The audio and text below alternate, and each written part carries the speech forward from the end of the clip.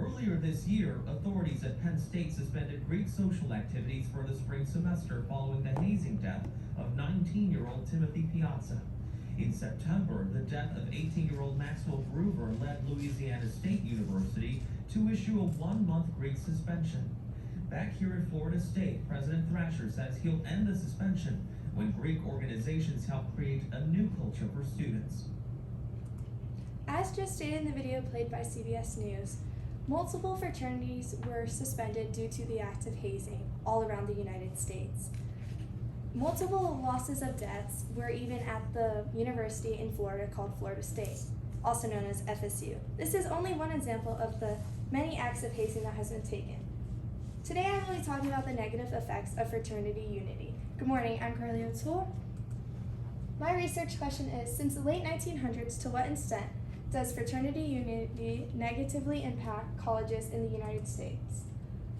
I argue to this question that fraternities in the United States negatively impact students to the involvement of hazing, binge drinking, and horrific events taking place. The bigger context to this, as shown in the bigger context to this question in the involvement of other students being influenced by other people's choices, leading them into something known as peer pressure. As shown in the graph by College Board, if you look at these two last bars, you can see the mutual conflict.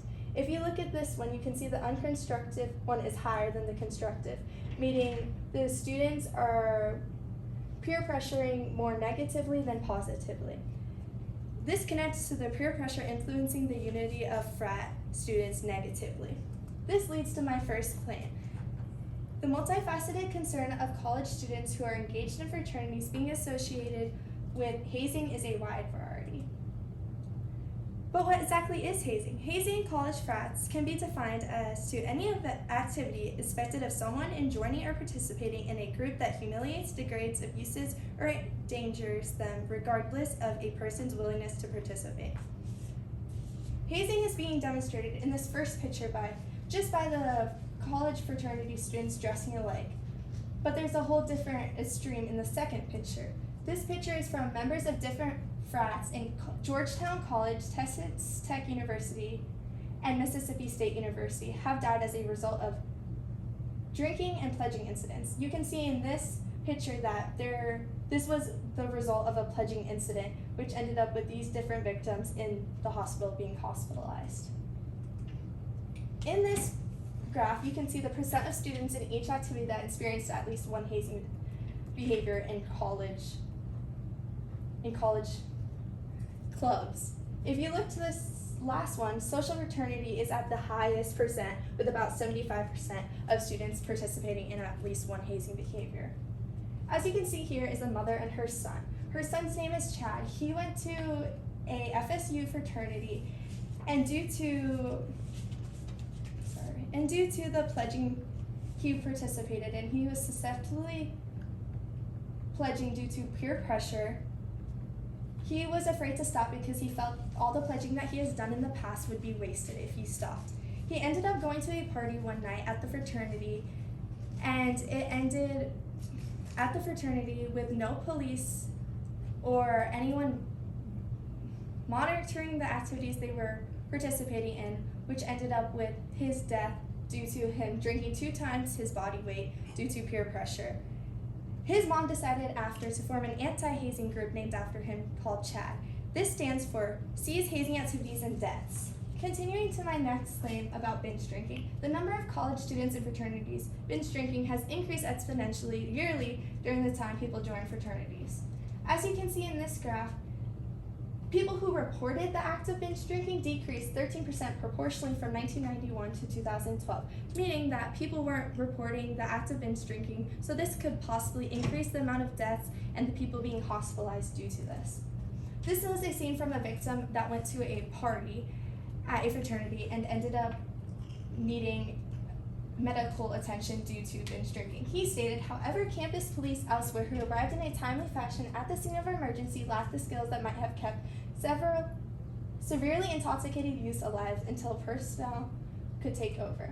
This is my final claim. Horrific events occurring on college campuses. In different college fraternities all around the United States, There has been multiple horrific events occurring in the tragedy of people losing their lives and affecting their mental health. This was a rape that took place in a fraternity. The police report stated that the group rape took place on the 3rd floor of a fraternity house and ended with the dumping of the woman in the hallway of a neighboring fraternity house.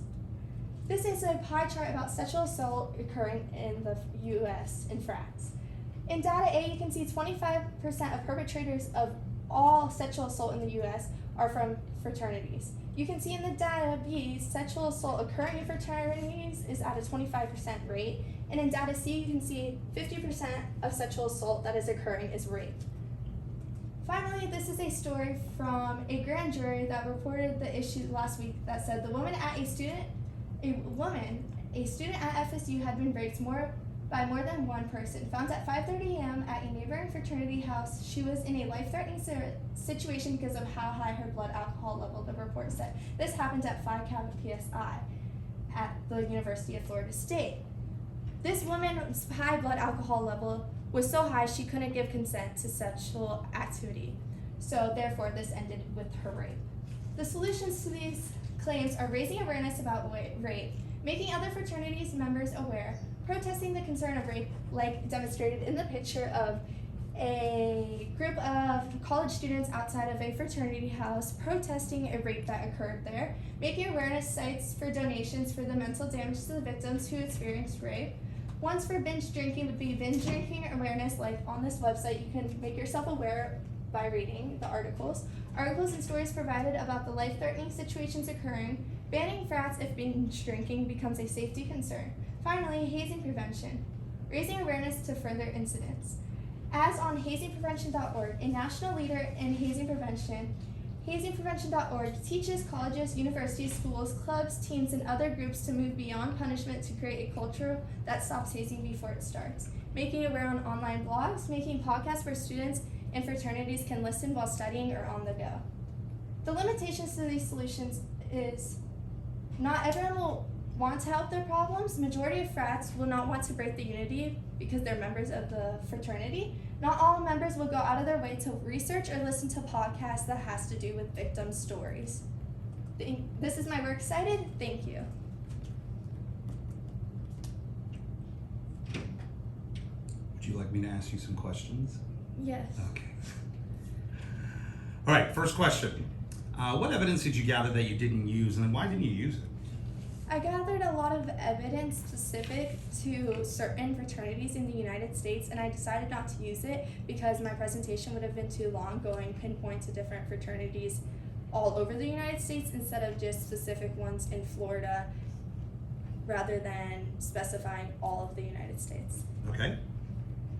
And if you had more time, what additional research would you have conducted on this issue?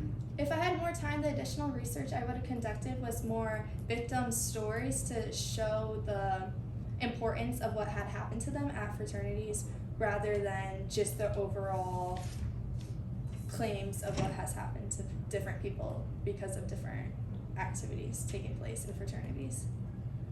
All right.